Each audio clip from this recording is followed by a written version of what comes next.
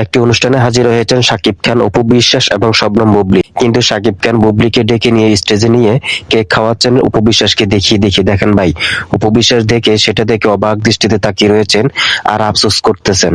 Hello বন্ধুরা, এবার Pori Moni shooting এর জন্য রেডি হচ্ছেন, তাকে মেকআপ করছেন দুজন মিলে। পরিমণির কোলে ছিল ছেলে রাজ্য। পরিমণিকে দুই দিক থেকে মেকআপ করা দেখে ভয় পেয়ে যায় ছেলে রাজ্য, এবং রাজ্য চিৎকার করে উঠে এবং বিষয়টা বুঝতে পারে পরিমণি।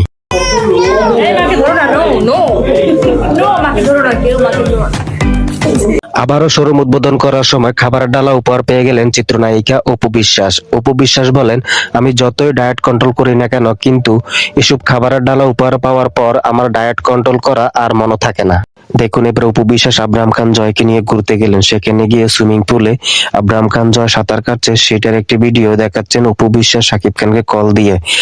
লাইভ স্ট্রিমে দেখিয়ে শাকিব খানকে খুশি করার চেষ্টা করছেন অপু বিশ্বাস।